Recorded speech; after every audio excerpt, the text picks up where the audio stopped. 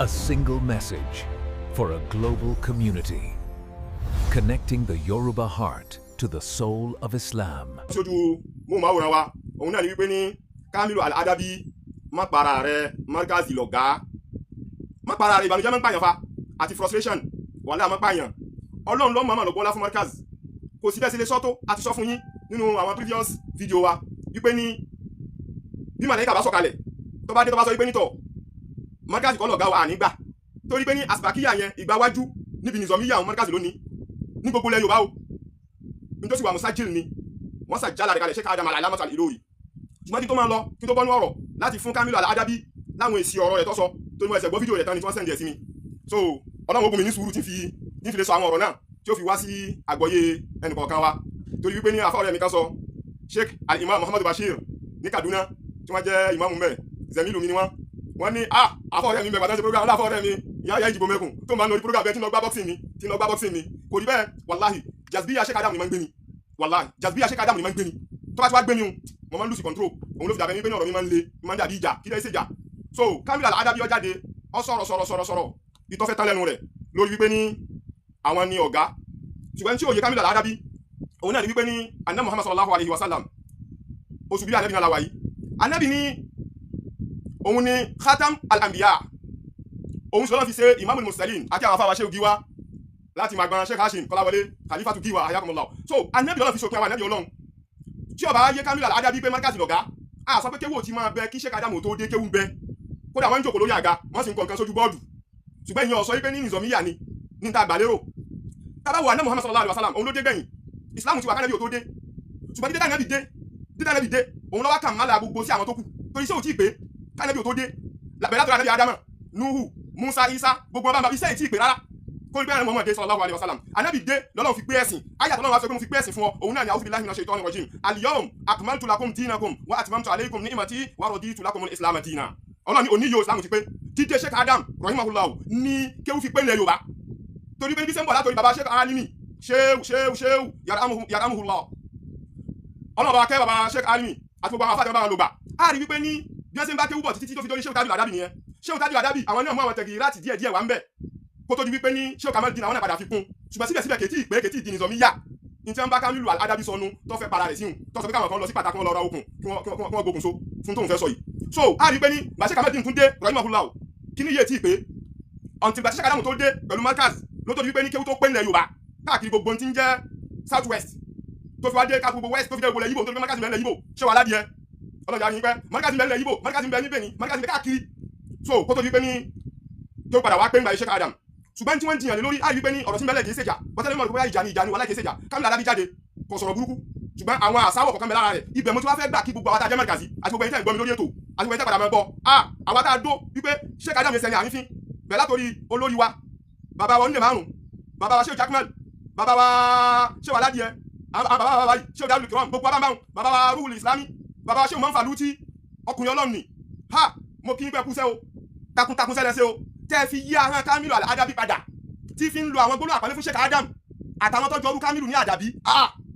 wallahi suma billahi la ilaha illa huwa iṣẹ́ ńlá ni akí juhudukum mashkuran so akíyànjú yín bàbá Aládìẹ Sheikh Ismail bíbí re iṣẹ́ ńlá lẹ́sẹ̀ kó tó di wípé ní ahọ́n Kamilu ń padà wá ń pọ́n Sheikh Adam lé iṣẹ́ kékeré kọ́ tàbá bọ́ fídíò tó sẹ́rí pé ní tó bá fẹ́ sọ gbólóhùn àbùkù kan sí Sheikh Adam lákàyè rẹ̀ ń pè padà pé danger ló ń lọ yóò tó sáré tètè fún wa modernize yẹ àfàmì Aládìẹ yóò tó sáré tètè modernize yẹ iṣẹ́ kékeré kọ́ tí ìyàbá débi pé ní ẹnu Kamilu fi ń pọ́n Sheikh Adam lé àtàwọn ọwẹ́ iṣẹ́ kékeré kọ́ gbogbo sẹ́ tí wọ́n ṣe yẹn táwọn afáàtì wọn kàkálẹ̀ tí wọ́n ṣe tí ìyàbá mú gbogbo sẹ́wọ̀n tí ìyàbá lọ sọ́lù òkè sóbí ó sì rùn gúdúgúdú tẹ́ẹ̀nì gbúrò òkè sóbí ó fọ́dánù gẹ́gẹ́ sọ́nà Kùránì wípé ní lára ìtọ́wọ́ haṣí àmúta sọ di àn òkè sóbí ó sì fọ́dánù fún sẹ́tẹ̀ ẹ̀sẹ̀ gbẹ́ni ẹ̀tún Kamilu ṣe díẹ̀ báwọn náà gbogbo jàmbá ti ń gbọ́ wa tábà wípé ní ìjà mẹ́lá Markazi Adabi wallahi rahimallahu Sheikh Al-Mubajjal Abdurrahim táfi tọ̀wọ̀tọ̀wọ̀ dárúkọ Aminullah oníwàásí àgbáyé bàbá bàbá dáadáa ni wọ́n o lérí mi kí n tẹnu bàbá láíláí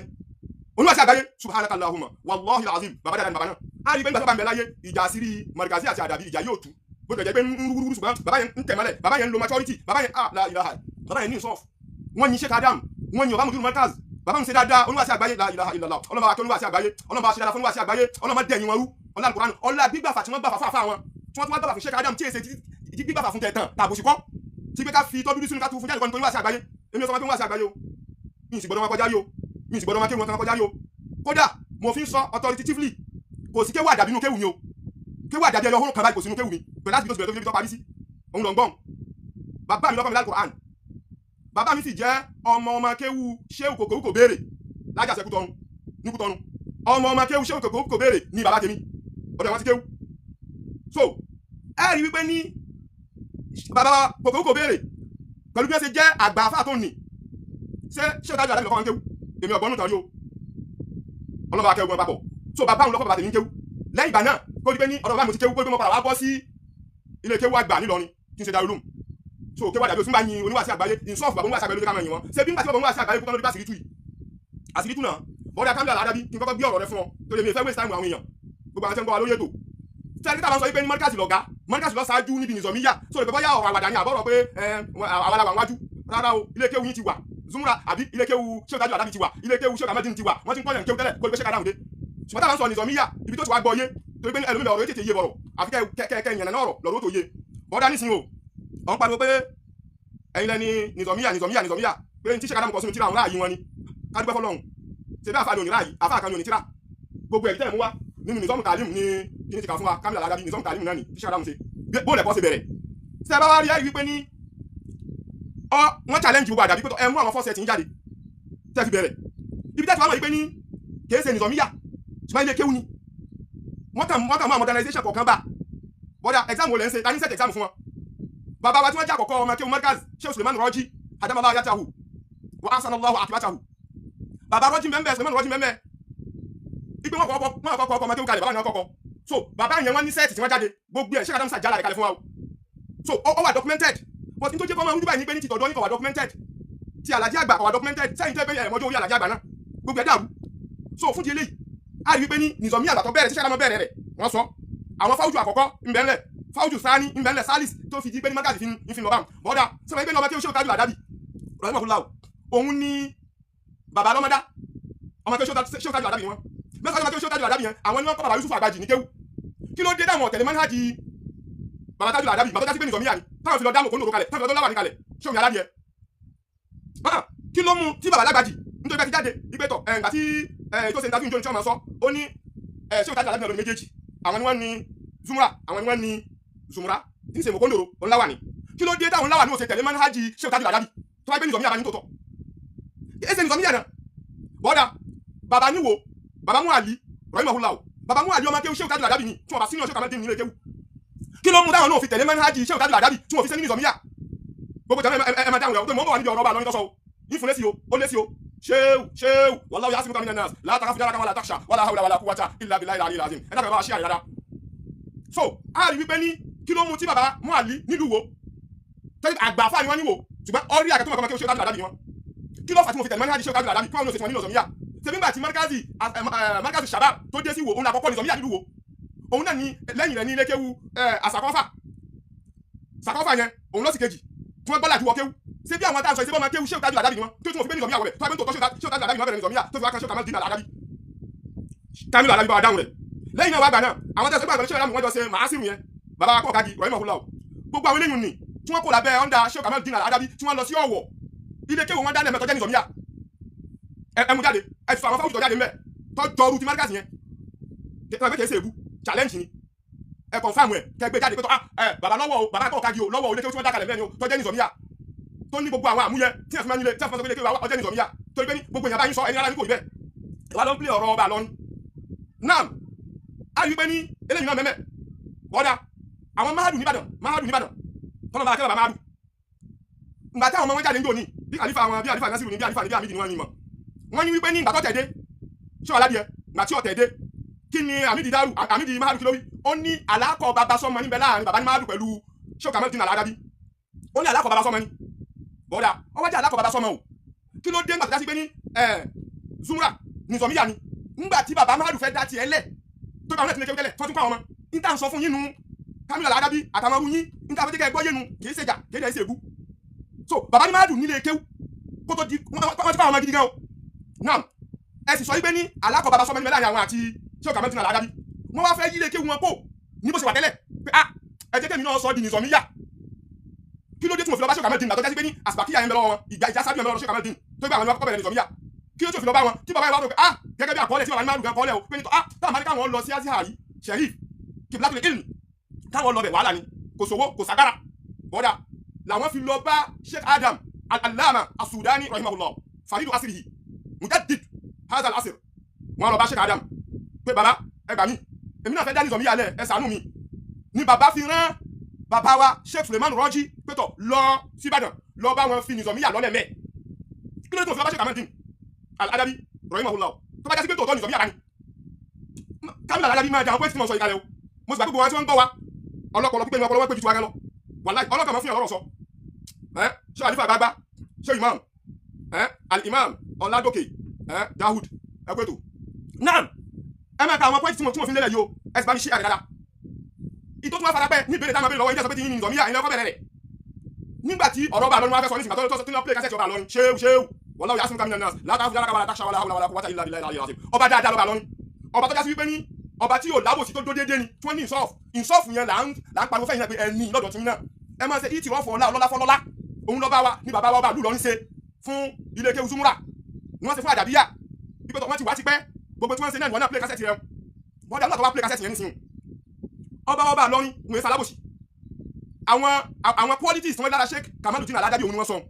bọ́dà nígbà tí wọ́n ti pé nìzọ̀míyà ni tẹ́tí wá sí rẹ̀ bàtọ́ bá lọ́rin tí wọ́n sọ báwọn pé wọ́n lu báńkì wọ́n máa máàcì wá sílé ọba tẹ́sọ pé òun ni nìzọ̀míyà bọ́dà tọ́jú tòótọ́ náà bá ní nìzọ̀míyà tòótọ́ o ọba tí ń pe ọba ránṣẹ́ ọba tó gba gbogbo ìlú Ìlọrin lẹ̀ lọ́wọ́ àwọn ọba Yorùbá tí wọ́n jẹ́ àwọn ẹlẹ́bọ míì bàbá wa Sheikh Zulkarnaini Alabi Shehu yarhamuhullah rahmatan wasi'a ọba tí ń pe ọba ránṣẹ́ ọba kàyàkàyà subhanaka Allahumma kí ẹ ti kọ́ ya fi sọ́yìn sọ́tí fáàrí àbá sọ́yìn sọ́tí àbòsí rárá bó ṣe rí lásẹ̀ sọ́hùn kí ló mú tó bá fi wá pé Sheikh Adam al-Ilori ní 1962 pẹ́lítọ̀ Sheikh Khalifa mo ti kí Khalifa gbàgbà ayakumullah kí ló fà á tí ọba wa Zulkarnaini ọba tá a fi tọ̀wọ̀tọ̀wọ̀ dárúkọ tí wọ́n fi ránṣẹ́ pé Sheikh Adam pé máa bọ̀ bàbá sọ pé ní àwọn ti wò wọ́n ti ṣèwádìí Sheikh Adam ní sọ wọ́n ti ṣèwádìí lọ́tún wọ́n ti ṣèwádìí lọ́sì wọ́n lọ wo ti alájà gbà náà subhanaka Allahumma ṣé bàbá wa Zulkarnaini tí wọ́n mọ̀ tí wọ́n ń ṣe ní Kamil al-Adabi torí pé ní bàbá wa bá lọ́rin tòní tó pé àwọn ni wọ́n jẹ́ ọmọ fún bàbá wa tí wọ́n gbé bàbá wa Zulkarnaini wọ́n jẹ́wọ́ ọlá tí ń bẹ fún Àdàbí bàbá wa Zulkarnaini àwọn wa ń sọ ibẹ̀ nìtọ̀ ẹ lọ gbogbo àwọn elékéwù wọ́n ètí mẹ́lá gègé yìí òun ló dáa òun ló ṣe déédéé ìgbàlódé ni wọ́n fi wá invite ti Sheikh Adam rahimahullah láti orídìí lọ́ni pé ọ̀yà wa má jẹ́ kẹ́jọ́ pàǹfààní àwọn ọmọ ilẹ̀ ẹgbó nìkan ni wọ́n máa jẹ́ gẹ́gẹ́ sí máa ń pèlè ẹgbó gẹ́gẹ́ sí máa ń sọ pé ní ilẹ̀ ẹgbó tí sálọ́wọ́n náà pàtó pé ìmọ̀ nígbà tí mo ń gbé bọ́ mo rí pé ní àyè fọ́ fún mi lọ́rin ìmọ̀ wá bí tí ń jòkó sí òun kọ́ lọ sọ mí di ará Abẹ́òkúta padà fi bú mi ní pé ní tọ́ ọmọ ilẹ̀ ẹgbó mọ̀ nǹkan kéwù bàbá ọba lọ́rin wá ní pé ha orí ọmọ dìídì torí pé orí mi lọ́rin kí lọ́rin má padà dèrò ẹ̀yìn ṣé o gbàgbà kí lọ́rin má dèrò ẹ̀yìn kọ́ bá di pé ní ibi tá a ti lọ ra nǹkan àwọ̀ padà wà á máa lọ ra nǹkan bò mí tó gbogbo àwọn lọ́rin ó di èkó wì ọba lọ́rin fi wá pé Sheikh Adam bọ́yá bá wa ń da irú ètò ọjà ságídé o wá bá wa ní dáwọ́ ẹ̀ sí Ìlọrin ẹ dákun Kamil al-Adabi mo bì ọ́ nítorí Ọlọ́run ṣé irú rẹ̀ wà nìzọ̀míyà ń bẹ ní ọba àlú Ìlọrin Zulkarnaini ní wọ́n pe Sheikh Adam bọ́ wa bá ń da alẹ̀ Sheikh Adam wà rò pé iṣẹ́ ńlá lẹ gbé fún mi yìí o lẹ́yìn ìgbà tí mẹ́gàsì ti pé ọdún mẹ́wàá tí wọ́n bá dáadáa olùkà ní 1962 ìjọba ti wúlò àwọn ìwàlá ìmọ̀ Sheikh Adam wà rí pé bọ́dà ilé kéwì pẹ̀lú iṣẹ́ tó bá lọ́rin gbé fún mi yìí pé kí n ṣe ẹnì kéwì jáwàdé ọkùnrin ẹ̀yìn jẹ́jà máa Sheikh Adam lè ka bàbá ìmọ̀lẹ̀ ìjọ náà tí wọ́n jẹ́ wọn máyé wọ́n wá bá wọn àgbààgbà wọ́n wá pè wọ́n pé tó iṣẹ́ tó bá gbé fún mi ni wọ́n ní wọ́n lọ mọ̀ ń parẹ́ gẹ́gẹ́ bá wọn lè máa ń sọ fún wa adamọ́lá látàwọ̀ ní gbogbo gbà ìwọ́n lọ kí wọ́n mọ̀ ń parẹ́ ṣé kò sí ilé kéwù náà ilé kéwù lọ ni ṣé kò sí àdàbí àmì náà Sheikh Adam fi wá sọ wípé nítọ̀ bọ́dà àwọn gbé kalẹ̀ ni wọ́n fi wá gbé kalẹ̀ nísàlẹ̀ kùtù ní Darul Ulum li jabwati ulamahi wal a'imma fi biladi Ìlọrin wilayatu Kwara ní Sheikh Adam fi gbé kalẹ̀ mẹ́ òun ló fà ní baba Mudirul Markaz níjọ́ tí ìmáàmù wa àná rahimahullah rahmatan wasi'a baba dáadáa baba barika tí wọ́n tún padà dé yìí tí wọ́n dé sára baba wa Dasuki ìmáàmù Dasuki ṣe wallahu ya'simuka minan nas so ní baba Mudirul Markaz fi ń sọ adamọ́lá yàtọ̀ wàdà wípé ní gbàtí baba ìmáàmù àná tí wọ́n lọ dìlífà kọ́kọ́rọ́ fún ẹ pé tọ́ àdìsí ibi dọ̀ atukum ruddat ilaykum àmọ́ náà tíṣà náà gbé fún mi ní o tójú ọ̀bọ̀ tó lọ nínú ẹgbẹ́ kọ́kọ́rọ́ fún kọ́kọ́rọ́ náà padà fún baba Mudirul Markaz baba Mudirul Markaz wa ń sọ mbẹ pẹ̀lú bikulli takrimin baba ní Darul Ulum yẹn Markaz ni máa gbọ́ Kamil al-Adabi àti gbogbo àwọn tó kù bí irú yín Sheikh Adam ní Markaz ni Sheikh Adam ọ̀kan sọ ló kọ Markaz ni èyí tí ìgbọ́yé àbónídìí ká la ọpọlọ rẹ ká wá kó ọ̀rọ̀ sínú ẹ̀ Kamil al-Adabi so baba Mudirul Markaz ni Markaz ni ṣùgbọ́n Sheikh Adam ọ̀kan sọ ló kọ Markaz ni nìzọ̀míyà nu gbogbo àwọn fọ́ọ̀sẹ̀ ti ibẹ̀ àmọ́ wọn tó fi dòní táwọn fáwọ́dù fi ń jáde mẹ́ ẹ dákun ṣé jọmọ sábà ẹ bá mi fi yé di àwọn pọ́ìsì tí mo mú wáyé tó gbé tẹ́bá ní kẹ́mọ́ kátìrà fún Kamilu Al-Adabi kò lè gbọ́ yé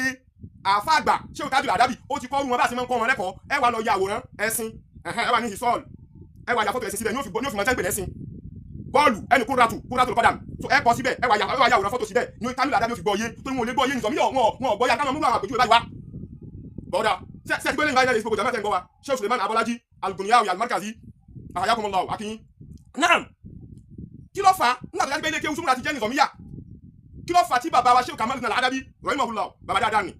alimaga wàlẹ́ wọn bú ṣe tani ó bú ṣe Kamaluddin tani ó fẹ́ bú ṣe Kamaluddin pẹ̀lú àbúṣe bàbá ń ṣe so ló jẹ́ kí n máa gbọ́ wá sí kala náà táwọn afa kan ṣe ń fọwọ́ bò láti rí ó súnmọ́ mi díẹ̀ wọ́n sọ pé ní ó lòde àbí wọ́n pè ní wá sí kan ni wọ́n wá ní ẹ̀yin ọ̀yà kan sọ́tọ̀ tíyàn bá ya lórí burúkú ẹ̀dá tíyàn bá ya alábòsí burúkú tíyàn òdodo wá sí kọ́mọ́sọ pé nìkan ọ̀yà kan sọ́tọ̀ ó dàtà ní wọ́n yà sọ́tọ̀ ẹni tí ọ̀yà kan sọ́tọ̀ lórí wá sí àgbáyé tí wọ́n gbogbo àwọn afáyọkùn mo ti mọ̀ yín ní sì máa já sẹ́yìn máa tẹ̀ máa tó àṣírí yín lẹ́yìn olórí burúkú ẹni òfò burúkú wàhálà yà kí yín ẹ̀yin ọ̀yà kan sọ́tọ̀ wàhálà gbogbo wọn náà ní tíá tá ló sọ pé nìkan ṣe tó ṣe Sheikh Kamaluddin mọ̀ sábà fún ìwọ tó ń sọ bẹ́ẹ̀ tó ń bá bí ọ̀dà tó bá tó bẹ́ẹ̀ kún ó bú àfá rẹ̀ kó fún wọn lẹ́sìn padà bẹ́ẹ̀ sí bọ́ fámi olùmọ́ nínú bọ́yà kan sọ́tọ̀ bọ́yà kan sọ́tọ̀ máa wò ẹ̀yin gbèrè burúkú yìí ṣebí náà ní irú yín lẹ́dẹ̀ yẹ̀yẹ́ sí lọ́rin táwọn olóṣèlú tí wọ́n gbójú tì yín táwọn olóṣèlú tí wọ́n sọ àwọn àfáàdì ẹni yẹ̀yẹ́ ẹ wò bí èdè ìpolówó ọ̀fẹ́ ẹ wò bí sí ń yẹ̀yẹ́ sọ́ọ́ ìbùbáyá ẹ wò bí sí ń yẹ̀yẹ́ sọ́ọ́ ìbùbáyá tí ń fa sọ́wọ́n ya tó láì pọ́ ọmọ tí ó kàlọ́ bá lọ sí eléyìí nísìnyí kò lágbàkà mọ́ o tó bá bí yín lẹ́sọ̀ fún lógún ọ̀fẹ́ ibẹ̀ kò lágbàkà tí ọba ní ipò ìbàbá ńlá bàbá yín fún yín tí ẹ rò pé ayé tún dàbí tìjọ́ mọ́ni ẹ mọ̀ sàbùsí wọn dákẹ́ ẹ mọ̀ sẹ̀jàmbá ìwà sọ́pẹ́ àgbọ̀rọ̀ sọ̀rọ̀ ṣé sọ́ọ́ ìbùbáyá ni wọ́n yẹ̀yẹ́ ni wọ́n bú parí pẹ̀lú bàbá rẹ̀ yìí ìjẹkújẹ ti pín ó ti dẹni yẹ̀yẹ́ lọ́dọ̀ àwọn olóṣèlú òṣèlú lóde gbogbo wa dẹni yẹ̀yẹ́ láwùjọ Kùránì ò tó yín mọ́ láyé ìjọ nǹkan àwọn mọ̀ nígbà yẹn Sheikh Adam wọ́n máa pàṣẹ fọlọ́ṣèlú ni wọ́n á pàṣẹ fọlọ́ṣèlú ṣẹlẹ̀ àṣẹjẹ́ màkà náà pé wọ́n bú fọ̀rọ̀ yàrá yìí lẹ́yìn àfáì mo tún rí lógún ọ̀fẹ́ náà tún jáde tẹ́ bá rí bó ṣe lálà ṣe Sànúṣẹ́wù ya subhanallah ó lálà ṣe burúkú débi pé ní tí Sànúṣẹ́wù ọ̀bà rí ègún ìmọ̀láyò tó ẹ ṣe dígbà kólẹ̀ bẹ́ẹ̀ náà lọ yẹ̀yẹ́ Buhari ọmọ Musa ẹ bó ṣe lálà ṣe rẹ̀ ẹ wá pọ̀ báwọn tí wọ́n lálà ṣe ayé yín ẹ̀sìn pẹ̀lú àfa irú ẹ̀mọ́ rẹ̀ kàlámù orí bú òní bẹ̀rẹ̀ kàlámù òfò kàlámù àdánù wọlé lẹ́yìn tí ẹ bá lọ́wọ́ Alhaji Àgbà ẹ bá lọ́wọ́ Sheikh Adam ẹ wá sọ ayé jẹun olóṣèlú kalẹ̀ wá ń yẹ̀yẹ́ Al-Qur'ani ẹ̀ ń yẹ̀yẹ́ ara yẹn lẹ́yìn Al-Qur'ani Al-Qur'ani ò tó yín jẹ mọ́ bàtẹ́lẹ̀ ẹ̀ lè jó tọ́lọ́ mọ́kà yá bẹ́ẹ̀ ni so fún àfa tí ó déédé tí wọ́n máa sọ pé wàhálà ẹ̀yin ọ̀yà kan sọ́tọ̀ sáwọn tí wọ́n á nífẹ̀ẹ́ àfa bẹ́ẹ̀ mẹ́jẹ̀ pẹ̀lú àfa wa àwọn náà yà kan sọ́tọ̀ torí ìjẹkújẹ tẹ́ jẹ lóde kó lè bá pè yín lóde tí àlàyé lóde kó lè bá pè yín kí màkàtí lóde kó lè bá pè yín tí sùnwà lóde kó lè bá pè yín ṣebí tó yẹ kí tó yẹ sàbòsí náà kan nígbà tó yẹ sàbòsí náà nìyẹn tí a lè sọ dodo mọ́ tẹ́bá wò dáadáa nísìn á rí wípé ní àwọn tí wọ́n ń sọ irú àwọn ọ̀rọ̀ wọn yẹn ọ̀rọ̀ jákujàkun ẹ lọ bá wọn wípé ní in tí wọ́n jẹ nìkan náà wà áfà wọn ò wà áfà kó sòdodo fáwọn èèyàn wọn wà áfà kó sòdodo fáwọn èèyàn ìgbà tó bá sòdodo wọn àṣọ pé aláìdára àwọn àfà yìí wọn ṣe ń tẹ́ máa ń fi ẹnu àbùkù kan wọn ṣe tẹ́ máa ń ṣe kéka ẹ̀yin gẹ́lẹ́ kọ́ àbùkù bá wà àfà yìí sọ pé sọ́yìn bàbá kẹ́lẹ́ wọ́n sọ fún níjọ́ ní ìpẹ́tọ̀ ìtẹ́gbẹ̀ ní Rafiu Alhaji Rafiu tí ń tẹ̀lé Sàràkí láì ó ní ọ̀bà arúgbó lọ́wọ́ àfà àdájì tó mọ̀ àwọn aláìmọ̀kan náà ṣe wá sí fún yín nísìnyí ṣẹlẹ̀ ń kíkàlọ́ wọ́n tẹ́ bá kọ̀ tẹ́ ìbọ̀ wá sí igi oko dìde ọmọ sí wá sí fún yín ara àwọn igi oko ní bú yín òwe náà fi kà wá tí kàlà ń sálẹ̀ tí Buhari náà sí òwe náà fi kà fún yín ṣùgbọ́n ẹ̀ mọ̀wé ẹ̀ mara ẹ̀ lójútì rárá gbogbo bí láti jẹ ẹ̀ pọ̀ láti gba kódà ẹ̀ pọ̀ láti kà fáyín lọ́pọ̀ torí pé ń tẹ́ jẹ torí mọ́tò torí ilé àfa kan so tí mi lásìkò tá a wà yìí wọ́n yá bẹ́ẹ̀ náà mọ́ padà bọ́ sórí ọ̀rọ̀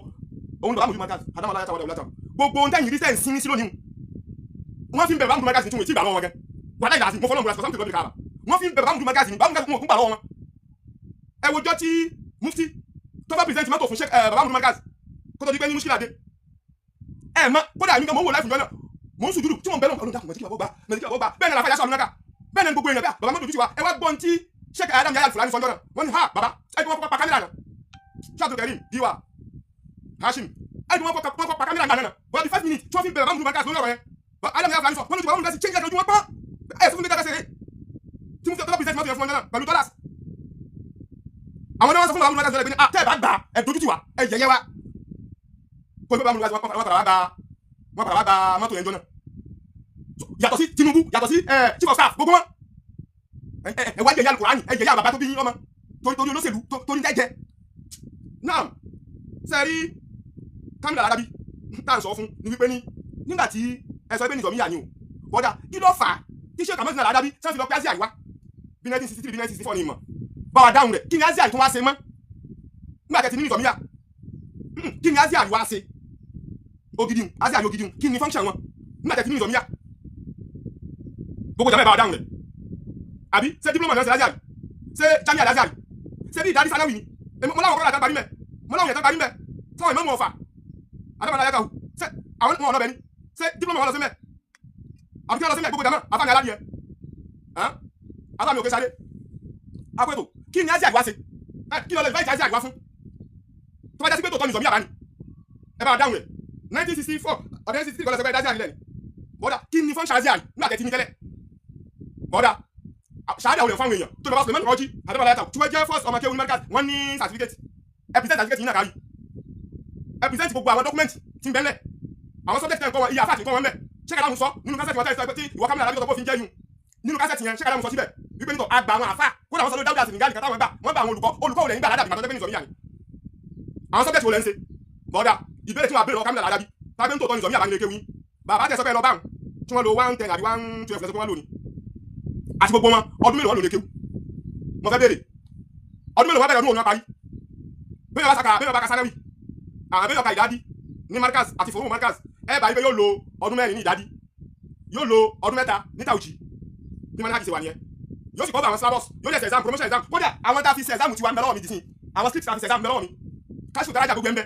so àwọn bàbá olúwa sí àgbáyé ọdún mélòó wọn lò lékè ọdún òun wọn jáde afẹ́mọ̀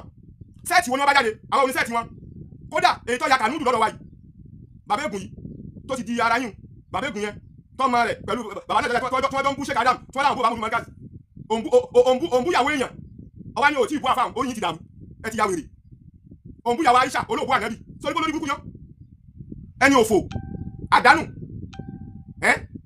so bàbá ègùn ó ní classmate ṣùgbọ́n ìmọ̀ ìfà classmate ẹ̀ máa fi pamọ́ tètè ká yọ ọmọ wọn lọ́dún tó wọ markaz bàbá Dawud Alfa ńlá wọ́n ní classmate bàbá wa ní lala rọ̀yísù nìkan bá àdámọ́lá ayáta wàdà wùlákàwù wọ́n ní classmate lọ béèrè classmate wọn wọ́n sọ fún ọ bàbá mú markaz kan classmate wọn fún wa ní òní bàbá ní bàbá wa Sheikh al-Islam and Sufism Sheikh Suleiman ayakumullah so lọ béèrè àwọn classmate wọn o bàbá ńlá ní classmate o bó ṣe pé wọ́n tún kọ́ bàbá ègùn yìí o wọ́n kọ́ bàbá ègùn kéwu o so àwa ní document àgbà tó ti bẹ̀rẹ̀ títí yín wá dà Sheikh Adam ti sàjálà wẹ̀ ní tí ó jẹ́ kí wọ́n dà wúnu tó bá ibẹ̀ yẹn bá lákọlẹ̀ tí yín náà ní sàbókò yìí dà ẹ mú àwọn classmate bàbá ìjáde níta fẹ́ mọ̀ classmate bàbá wọn wá sí àgbáyé classmate bàbá wa láyé classmate bàbá wa àríyàgàn adamala ayáta wọ̀ bá dáadáa ni ẹ máa kà wọn ká máa rí wọn bàbá kọ̀ọ̀kági ẹ̀ka classmate wọn kárí àbí bóde ẹ̀sẹ̀ mẹ́fò bójú gba nǹkan lọ́wọ́ yẹn báyìí àwọn tẹ́ ń bá sọ̀rọ̀ káà ní àìsè dìdìmí náà gbogbo àwọn tí wọ́n sì kéwú náà mọ̀ pé yẹs òdodo ọ̀rọ̀ là ń sọ bọ́dà ẹ wá mú fáríhù àdàbí kan jáde lẹ́yìn ìgbà tí Sheikh Ahmed ti kọ́ wọn tán tí wọ́n wá ń tẹ̀lé manhaji Sheikh Ahmed al-Adabi táwọn náà lọ dá madrasa tó nìzọ̀mí àkàlẹ̀ ní gbogbo ilẹ̀ Yorùbá ẹ mú jáde sẹ́dẹ̀ kìí ṣèjà ìbéèrè ni wọ́n náà bẹ̀rẹ̀ àwọn béèrè ni torí pé ní madrasa tó nìzọ̀mí Sheikh Adamu parí tán pé wọ́n kọ́ àwọn baba Suleiman Rọ́jí wọ́n kọ́ àwọn fọ́sẹ̀tì yẹn ìmọ̀ sẹ́kà baba Sheikh Zugulul ń ṣe rọ̀yìn mọ̀húnlá o Sheikh Zugulul pẹ̀lú adúrú mọ̀ tí wọ́n ní ẹ lọ wo Darud Dawah wal Irshad ní sọ̀lọ̀ ẹ lọ wo tó jẹ́ sí pé ní ìbẹ̀lẹ̀ baba wa Sheikh Suleiman tí wọ́n ní al-Islam and Sufism ibẹ̀ náà ti parí àwọn akéwọ̀n bílá àdájì ni wọ́n mọ́ ní Sheikh Adamu wọn tẹ̀lé ni wọ́n lò nìzọ̀mí yànú ẹ̀yẹ́ mú ti jáde ẹ̀rí mú jáde bọ́dà ẹ wá mú ẹwọ baba Sheikh Yahya Agodi ìmọ̀ sẹ́kì tí wọ́n sẹ́ àwọn bàbá fi tẹ̀lé wọn bàbá fi lọ́lẹ̀ ẹ dákun pé bàbá Amẹ́ríkà ẹ bá fi tẹ̀lé lẹ̀ ẹ jẹ́ ká mọ gbogbo àwọn kíní ìdájá ká mọ̀ dájú kó tó dàtàrú tí wọ́n pípín wọn lẹ́dà dàtàrú ni so ẹ wo baba Sheikh Yahya Agodi ẹ wo lé kéwu Agodi tí wọ́n fẹ́ ṣe 60 years anniversary báyìí wọ́n ní tàn ìtàn wọn dàrú mo rò pé níjọ́ náà àmọ́ àwọn first set àmọ́ àwọn second set àmọ́ àwọn third set àmọ́ gbogbo wọn bọ́dà ẹ mú ẹnìkan jáde tó náà dá lé nìzọ̀mí àkàlẹ̀ tó jẹ́ fáríwò àdàdì báwọn ẹ mú jáde kárí ṣé bí bàbá olúwa akọ́ ọ̀kági wọ́n lo ọ̀wọ̀ ó yẹ ká bá nìzọ̀mí à ń bẹ̀ bọ́dà bàbá wa Abdulrahman bàbá Léla rọ̀yìn mọ̀húlọ̀ bàbá dáadáa ni bàbá àbáríkà onímọ̀ tí sàdámà kan tí wọ́n ṣe ìtìrọ̀ pé náà bàbá Léla onímọ̀ wọ́n ní àdìkà mọ́rò níwẹ̀ kò sí lè níwẹ̀ mọ́ fáàbàdà làbìdì sàdámà sọ wẹ́ẹ̀ níkọ́ ẹni tèmi ọ̀gbá o òtọ́ sí ni ẹ tún mú bàbá Léla jáde ní àdàbí sàdámà ti sọ̀rọ̀ àṣẹ ni bí amúrí láì subhanakallahumma sáré kékeré ni kí má ṣe kékeré wa sàdámà ní ẹ̀ níwẹ̀ kò sí wẹ̀ náà kí wà lájà àgbà mo sì lè níwẹ̀ mọ́ fáàbàdà làbìdì so ìgbà tí bàbá yẹn ń bọ̀ láti Iléṣà tí sàdámà sọ tí wọ́n sọ̀rọ̀ rẹ̀ tí wọ́n bọ̀ wá Sheikh Adamu lọ́wọ́ lórí ọ̀rọ̀ dídá mọ́gàzì rẹ̀ láti àwọn ọmọ ọmọ lẹ́kọ̀ọ́ ìgbà tí bàbá yẹn ń lọ wọ́n kó àwọn wọ́n ní wọ́n mú bàbá Sọ̀fíù dání rọ̀yìn mọ̀húnlá o mú fi ẹlẹ́kẹta wọ́n mú wọn dání wọ́n sì tún mú àbúrò wọn bàbá wa Ebisala wọ́n mú wọn dání wọ́n tún mú àwọn bí mélòó kan dání kódà tó fi tó dé àlífà àná wọ́n láwọn ẹ̀mẹ́lá àwọn tó mú dání bọ́dà ilé kéwù nìzọ̀mí yàwó làwọn lọ ẹ sọ fún akágbọ́ àwọn tí wọ́n kàkàlẹ̀ tí wọ́n tẹ̀lé bàbá Léla lọ sí mákàsì ilé kéwù nìzọ̀mí yàwó ni wọ́n lọ kíláàsì wo ni wọ́n wà mẹ́gbà náà Sheikh Kamilu àbí Kamilu Al-Adabi báwa dáhùn rẹ̀ kíláàsì wo ni wọ́n wà ń gbà náà àwọn tá a kàkàlẹ̀ yìí ṣáàdà àwọn dà ẹ máa ti sílẹ̀ ṣáàdà àwọn tá a máa yàn pé ṣáàdà tí wọ́n fún wọn ni àbí ilé kéwòn ni wọ́n mójútó ń gbà náà lẹ́fì mọ̀ pé kì í ṣe nìzọ̀míyà àwọn ọmọ kéwòn ṣé òtájú àdábì lákàtà lẹ́yìn tí wọ́n tó lọ́tọ̀ sí ṣé òtájú àdábì direct wọn ò sí dá nìzọ̀míyà ti ṣé òtájú àdábì kalẹ̀ uslubu kọ̀dímí táwọn àgbàlagbà jọ ń lò òun náà làwọn ọmọ kéwòn ṣé òtájú àdábì náà ń lò bàbá ṣé kàmẹ́tì ní kára modernize tiwọn ní wàbá ní gbogbo tàlẹ́jì ta túrò sí yín báyìí ẹ bá wa dáhùn ẹ̀ ọdún mélòó làwọn ọmọ ń lò kan fi ń jáde gbogbo àwọn àgbàlagbà àdàbí ọdún mélòó ni wọ́n lò àwọn sẹ́ẹ̀tì wọn dà kámẹ́rà àdàbí tí ò ní sẹ́ẹ̀tì gbàtọ̀ wà ní fúnra ó ní sẹ́ẹ̀tì náà bàbá wa yára ṣe bí wọ́n ní sẹ́ẹ̀tì ṣe bí sẹ́ẹ̀tì wọn lọ́jáde ń jò ní ohun tí wọ́n pè ní babaláwo àbí kí wọ́n ti gbókọ̀ wọn àtòkẹ́ni tàbí ọ̀tọ̀ dárúkọ àwọn ni wọ́n sọ ń gbàgbé tí a ṣe kádàmù lẹ́ ń lò bàbá mi ní sin ó ti ń jẹyàn lẹ́ ń sù ó ti dáràn bàbá yẹn sọ ó ní tí a ṣe kádàmù làwọn ń lò kódà àgbà tí sàdámù ti dá mẹ́ríkà síkẹ̀ pẹ̀lú nìzọ̀míyà wọ́n láwọn tí a ṣe ń lò náà ṣé àwọn òkòndò wọn ní tí a ṣe ń lò àwọn sùgbọ́n ní tí a ṣe ń lò wọ́n sì mú ẹ̀yà yàkéw but kí ló dé ká mọ̀ pé báwo tó gbé wọn ò gbé usulubu kalẹ̀ pẹ́tọ̀ ọdún báyìí lọ bẹ̀rẹ̀ ọdún báyìí lọ parí tó bá ti sọ ọdún kan nísìn á lo fitra alákọ̀ọ́kọ́ oṣù mẹ́ta á fi ṣe tẹ̀mùdín exam tó bá ti sàn á tún lo oṣù mẹ́ta míì á tún ṣe exam á wá ṣe final exam yẹn òun yóò gbé wa lọ sí kíláàsì míì ṣé mo ṣe wà lọ́dọ̀ sí tẹ́lẹ̀ nù Kamil Al-Adabi bọ́dà gbà tí ṣé bàbá olúwàsí àgbáyé tó wọnú kíláàsì bóòlù ṣe ka ìdádí bóòlù ṣe ka wàlú ìdádí tó ṣe ka sani ìdádí ọkà sálísù ìdádí ọkà rọ́bì ìdádí àbí lágbègbè sálísù ìdádí náà bó wọn ṣe ka àwọn oníṣẹ́ẹ̀tì wọn ọlọ́jọ́ jáde bàbá oníyanjú àwọn ọlọ́jọ́ jáde akáwọn afáwa mọ́lìkì ọlọ́jà yín pẹ́ Abdulkawi so gbogbo nkálukú lóní dọ́kúmẹ́ntì kí sẹ́kẹ́ bá kọ́kọ́ kan ní sàlámà kọ́ sínú tíra yẹn ráàyè tí wọ́n lé lẹ́nu àwọn ọmọ ní agbọ́dọ̀ ní kábàgbọ́dọ̀ ní kábàyì no njọ abágùn kọ́lá nǹkan o èyàn lè bẹ̀rẹ̀ nǹkan nìzọ̀míyà tó pé díẹ̀ díẹ̀ náà develop mọ́ríkàsì nísìn ṣé ẹ̀kan náà tó bẹ̀rẹ̀ náà ṣùgbọ́n nìzọ̀míyà ètò gangan pé ẹ̀mọ́ máa ń wá lọ́dún mẹ́rin yóò dàfà ẹ̀sọ́ àfà tó ṣe wẹ̀ síwájú ṣe kàdám ṣé wọ́n wọlé kéwú tí wọ́n ní jáde mẹ́ni náà láti ká sọ ọdún tí oníwàsí àgbáyé bẹ̀rẹ̀ ọdún tápọ̀ kọ́kí bẹ̀rẹ̀ ọdún òní wọn parí ni wọ́n kó làbẹ́ pẹ́tọ̀ alhamdulilayi mi náà ti ní korea mo ti ní freedom mo ti parí ilé kéwú mo ti ṣàádà kò sí sẹ́wárí gbogbo amẹ́ríkà sí ẹ má jà dára wa láàmú bá ṣe máa kí ìtàkì ọlọ́run èdè ni wọn ò ní gbà kódà ọ̀dẹ̀ àṣà sọ̀rọ̀ òdodo ti fara hàn ṣùgbọ́n wọn ò ní gbà ẹ wá mọ ìtọ́fà tó fi ń ṣe àtakò yìí torí wípé ní kíní yẹn ó mú ìdú dání àwọn tí wọ́n jẹ́ àwọn kíní wọn lè mọ̀ sẹ́ẹ̀rí àwọn pípù yìí àwọn àdàbíyà yìí wọ́n sọ̀rọ̀ mú gan o kẹ́ tó lè rí wọn mú kẹ́ tó lè ká mọ́kọ́ náà wọn ìgbà fọlọ́mọ̀rọ̀ tẹ́ bá rí wípé ní ọ̀rọ̀ hútúbà kò ṣe hútúbà ẹni pé wọn èjìyàn lé lórí wípé ta lọ́kọ́ bẹ̀rẹ̀ sí ní ké hútúbà ní uslubu Sheikh Adam ṣé wọn ti máa ké hútúbà sálámọ̀ tó dé wọ́n ti ń ké kódà mo gbọ́ lẹ́nu bàbá wa dàmẹ́dúkà rahimahullah bàbá dáadáa ní màkánà gbàtí mo lọ tẹ̀síìrì wọn bàbá sọ wípé ní ìmáàmù lọ́ọ́ kan bẹ tọ́jà pé hútúbà orí nẹ́tí máa ń kà wọn èwo tíra wọn èsì ní kọ́dá ní Sheikh Adam náà máa ka hútúbà lórí but ta ló gbé uslubu dé uslubu tí Ìlọrin lò lónìí báyìí uslubu tó gbé òun ìlú Ìlọrin lò lọ́wọ́ báyìí òun náà ní máka náà ń lò tábà tó kọ́ bí Sheikh Adam sáà pé wọ́n ni bàbá olè máa ń kú sọ ọ́n dòní ìgbé ní máka gẹ́gẹ́ lọ́wọ́ ọ̀tọ́sí ni bàtà náà lọ hajj àrímẹ̀ oríṣiríṣi èdè náà tún tú wọn èsì tú tẹ́lẹ̀ wọn ètú túbà tẹ́lẹ̀ ẹ̀rí pé ní wọn ò ní jáde kódà bẹ́ẹ̀ lọ sí interview nínú owó kẹ́kẹ́ bẹ́ẹ̀ lọ sí interview nínú sámà wọn ò ní sọ wípé ní àfa àwọn ṣe wútúbà wọn ò ní kódà bẹ́ẹ̀ bá tó question wútúbà sí wọn wọn dọ̀jì ẹ̀ ni tó wọ́n ti mẹ́ta àfa àwọn òṣè Sheikh Ahmed ọ̀ka wútúbà wọn ò gbóni mímbà rí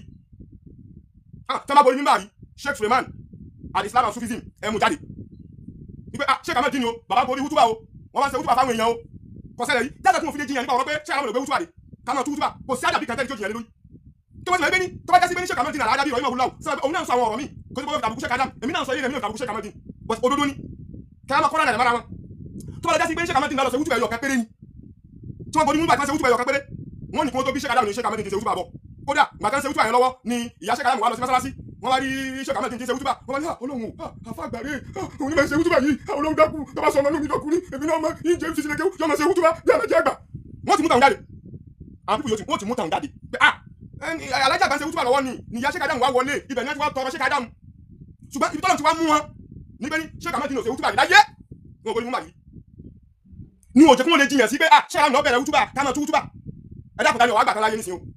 Ìlọrin gbà nǹkan tí wọ́n já fáwọn ìgbólẹ̀ Yorùbá táwọn sọ pé ní Sheikh Adam ni wọ́n jà dáadáa wútúbà nǹkan wọn bá máa jiyàn ni ṣùgbọ́n wọn lè jiyàn torí pé ní Sheikh Ahmed ti ọ̀ka wútúbà láyé wọn kọ́ mọ́sálásí ṣùgbọ́n wọn ò ṣe wútúbà mẹ́rin kúrẹ́ ìbàdàn tó lọ mọ́gàzì Sheikh Adam lọ tún bá wọn láyé kó tó ṣe wútúbà mẹ́rin sẹ́ni kan mẹ́rin so in tí ọba ti sí tálájà ìgbà ọba ti rọra wà ń bẹ̀ ẹ wọn ní lọ bẹ̀ wọ́n dọ̀jì ẹ̀yìn lórí ọ̀rọ̀ kakọ̀tìrà kàmá kọ̀tìrà ẹ rí i pé wọn ò sí mbẹ̀ wọn ní báyìí mẹ́rin lọ bẹ̀ nígbà pé sáfà tó ṣe tí àwọn ilé sáfà yẹn àsopé sáfà o ṣùgbọ́n afá ju afá lọ o baba Sheikh Jakmal adamala yàtọ̀ àdàwọ̀ látọ̀ baba dáadáa ni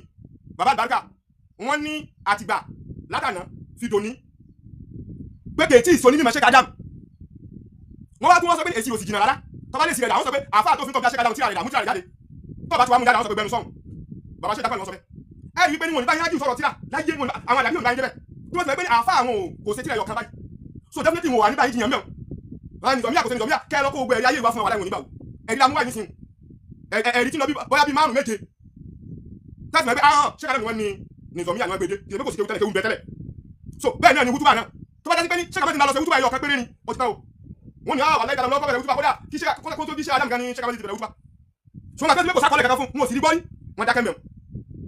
so kí sí pé èèyàn ń sọ ilé láti fi yẹpẹrẹ ṣé kàmẹ́tì rárá àìmọye afámínà tó ń lọ sí wútúbà ṣùgbọ́n tọ̀ ẹja gbọ́lá fún ọlọ́lá níta sọ fúnra wa nu Sheikh Malam Yusuf Muhammad Al-Awwal níta sọ fúnra wa nìyẹn so àwọn ìdí ọ̀rọ̀ ẹ̀rí ọ̀rọ̀ láti múlẹ̀ yìí fún Kamilu Al-Adabi àtàwọn ẹwẹ́ tó bá jẹ́ sí pé ní tòótọ́ ilé kéwu súnmọ́ nìzọ̀míyà bá ní gẹ́gẹ́ bí n tẹ́sẹ̀ pé ọba àlọ́rin sọ ṣéwù so òótọ́ ọba àlọ́rin wọ́n ṣe ìtì rọ́ọ̀fù wọ́n fi ọlá Sheikh Kamal dín hàn ọkàn fẹ́ mú àwọn èèyàn kọlu ọba àlọ́rin ni bàbá ọba àlọ́rin sì sálábòsí wàláhì ọba tó dó dédé ni wọ́n kájú wàláhì mọ̀bù wàláhì àti mọ̀fọ́lọ́ múra sí torí àpẹẹrẹ tí ọba àlọ́rin fún Sheikh Mudul Markaz kìí ṣe kékeré fa àpẹẹrẹ ńlá ni wọ́n fún Sheikh bàbá Mudul Markaz o so wọ́n fẹ́ sọ̀rọ̀ yẹn wọ́n rẹ̀ bóyá àwọn èèyàn tẹ̀lé lẹ́gọ̀ọ́ àwọn so bọ́dà tọ́jà sí pé ń tòótọ́ wọn sọ pé gbogbo tí ó ṣẹlẹ̀ ní ilé kí osùnmùra kò sí mbẹ́mbẹ́ kò sẹ́ni tó jiyàn sí but nígbà tí wọ́n bẹ̀rẹ̀ kí ló fà tí bàbá wa Sulkar Naini tí wọ́n wá rí mo kú ti ní irú ẹ̀ tẹ́lẹ̀ náà kí wọ́n fẹ́ máa da Sheikh Adam láàmú sí pé wá dá irú jẹun irú ọ̀tọ̀ ìlókùn tó wá dá kalẹ̀ ní báyìí tí wọ́n fi wá dá olúmi kalẹ̀ kò sí nìyẹn náà bàbá dáhùn rẹ̀ Kamilu Al-Adabi bàbá dáhùn rẹ̀ kò sí kí ló fà tí bàbá wa Sulkar Naini tí wọ́n bí ọba wa ti mẹ́mẹ́ lónìí báyìí ọba tí ń pe ọba ránṣẹ́ ọba kàyàkàyà kí ló mú sọ́ọ́ ti pé Sheikh Adam tó wá dáhùn ìtọ́ dá kalẹ̀ lẹ́kọ̀ọ́ wá dáhùn rẹ̀ kalẹ̀ ní Ìlọrin báyìí bàbá dáhùn rẹ̀ pẹ̀sítọ́ kí ló kọ́ máa play kásẹ̀tì bàbá wa ọba lọ́rin kó fi dàlú mo wá rí pé ní ìjà tí ń bẹ ńlẹ̀ yìí láàrin Adabi àti Markazi ọba lọ́rin lè parí ẹ̀ agbára wọn ká ṣe wàláwọ̀ yásùn tàbí látàfi dára wàlá táṣà wàláwọ̀ lápọ̀ta ìlàbílà ìlànà ó fi hàn nítorí pé nígbà tó bá lọ ní pé tọ́lùfù kìíní wọ́n pẹ́ tọ́lùfù kejì ta ló kọ́kọ́ bírèkì rúmi ẹ ta ló kọ́kọ́ ẹnu ọba lọ nínú Kamilu Al-Adabi nígbà tí wọ́n pa méjèèjì tí wọ́n jọ ṣe bẹ́ẹ̀ yà tí bàbá mẹ́ta tún sọ láìpẹ́ yìí pẹ́tọ̀ wọ́n pe àwọn àti àlífà Adabi wọ́n pe wọn wọlé ẹ̀ sọ́dí ìjà mọ́ wọn lọ́wọ́ ọba lọ́run lè parí ẹ̀ wọ́n ti sọ lásọ̀tì bọ́dà ta ló kọ́kọ́ sọ wípé ní ọ̀rọ̀ tó bá lọ́run sọ kò sọ̀rọ̀ mẹ́ tọ́kọ́ lọ jáde lónìí òun ẹ̀jẹ̀ ká wà náà up till now tani kún dànkan wọ́n pe ọ ní interview mú tí láàfà rẹ̀ lọ́nà tí a ṣe kadam gbàtí Kamilu tó sọ̀rọ̀ tí a ṣe kadam tó mú lọ òun ló tún fi sẹ́rí ẹ̀sà hùwà so bó ṣe jẹ́nu ẹnìkan tàbùkù àfẹ́ ẹnìkan ẹ̀ ń sàlàyé àwọn náà sàlàyé Ọlọ́run dákun wọlá Muhammad sallallahu alaihi wasallam àti Markazi àti Adabi ọlọ́mọdé kakọ́ bàjẹ́ mẹ́wọ̀ ọlá ti tóbi ọlọ́lá Al-Qur'an Karim àwọn àfáà wa Ọlọ́run dákun bá wa yọ́nú sí wọn bàbá Sheikh Kamal Din wọ́n sì wá lóore ni bàbá Sheikh Adam wọ́n sì wá lóore ni bàbá Alágbàjì wọ́n sì wá lóore ni bàbá wa ní Àgbàrígìdòmà wọ́n sì wá lóore ni ṣùgbọ́n àwọn ọmọ tá wà lásìkò yìí káyọ̀ àwọn àgbàgbà bàbá Mudul Markaz àwa à ń yọ̀ ni àyọ̀pàrọ̀ ní kó bá wa à ń yọ̀ ni à ń yọ̀ sọ́nà lọ́rùn ni à ń yọ̀ láfi ń yọ̀ tí a bá ń yọ̀ ni ẹ̀mí nọ́sájú but ìyọ̀ tó bá fò òdòdó àfin lélẹ̀ tó bá gbẹ̀yìn náà bá ń fún bàbá wa Sheikh Adam ní ìwọ wọn tí a bá ti pé ọlá pé ní wàhálà tó pọ̀ lórí Kamilu Al-Adabi káwọn rẹ̀ tún ṣe díẹ̀ báwọn tí mo sọ níbẹ̀rẹ̀ ọ̀rọ̀ so ẹ jẹ́ ká jọ máa pàfà ara wa ní tẹ́ máa sọ pé ẹ̀mọ̀ tàbùkù Sheikh Adam làwọn náà ní dákẹ́ àníwò yìí náà tí ń dá wàhálà lẹ́nu gbogbo ẹni tó bá ti wá ń sọ pé òun dìfẹ́ ní Sheikh Adam ó ti dọ̀tá yín ẹni tó bá wá bú Sheikh Adam tó tako Sheikh Adam òun ló dọ̀rẹ́ ti yín níjọ́ tí èyí tọ̀hún jáde èyí náà dandan tó búyà Sheikh Adam kí lẹ sọ lé lórí àjọ tí bàbá egbò tí ń jáde tí ń bú Sheikh Adam kí lẹ sọ lé lórí ṣebí pàdé yín ni wọn wọ́n ti wá ní káwọ̀ dákẹ́ rárá àlè dákẹ́ o gbogbo tó bá ti wá sọ pé ní ìfẹ́ ṣe àti wá dọ̀tá yín nígbà fi sọ gáúsù dọ̀tánu nígbà fi sọ kíní di ọ̀tánu bàbá múlùkù Suleiman nígbà fi sọ Sheikh Ahmed dọ̀tánu àti kékeré nínú àti nínú yín ẹ mọ̀ búṣẹ́ ṣé ìwọ Kamilu sọ òbúṣẹ́ Ahmed jaranpanu kí ni bí inú Sheikh Ahmed gbogbo èbútú wọ̀ búṣẹ́ Adam sọ́sẹ́ kàní ọlọ́run bàbá rẹ̀ wọ́n kiri àgún wọ Ìlọrin ṣé ọ̀sọ́ bẹ́ bàbá Salaudeen Jamiu akweto bọ́dà programu ti òní ọwá ibẹ̀nu tó fi kún ọlọ́run ọ̀sán ọlọ́run ti wálẹ̀ Adama alihi lórí Adama alihi lórí Markazi كنت أنت المنى مركزي جئتنا بالهدى والسنا فانقذا قومنا من أمان خلصا قومنا من ردى واحمنا تحت كل الهمام سر بنا للرقي والعلا خذ بأيدي الورى للسنا في العلوم والنظام والأمل للسما bàbá Mudul Markaz Ọlọ́run dákun ṣáàdì kárí wọn pẹ́ o ọmọ rẹ̀ àgbẹ̀yìntẹ́yìn ṣe tọ́lọ́run sí wọn Ọlọ́run dákun jẹ́ kárí wọn pẹ́ o tí wàá sọ bàbá Mudul Markaz ni iṣẹ́ Sheikh Adam yóò ti di nǹkan mi lágbọ̀dọ̀ wíwòkú wàláhì azim Ọlọ́run dákun bá wa sànù bàbá Mudul Markaz bá wa lọ́rẹ̀ mi wọn járí wọn pẹ́ wàlá hawla wàlá quwwata illa billahi al-aliyyil azim gbogbo ata tó ti òdodo èso wa tá a máa ń ṣe àrẹ tá a dẹ̀ máa ń tẹ love and like pẹ̀lú ògbólọ́ àní sórí ibú àṣírí nítorí nǹkan méjì ẹ̀sán tí Sheikh Adam sọ fún wa pọ̀ jù báyìí lọ pẹ̀lú ògbólọ́ àpàdà tí wọ́n sọ ọ̀rọ̀ Sheikh Adam jù báyìí lọ salamu alaykum wa rahmatulahi ta'ala wa barakatuhu. jọ̀wọ́ ṣe àkíyèsí láti subscribe fi like sílẹ̀ àti tẹ àròsọ bell fún àwọn ìmọ̀ràn tọlọ́fìn. Assalamu alaikum wa rahmatulahi.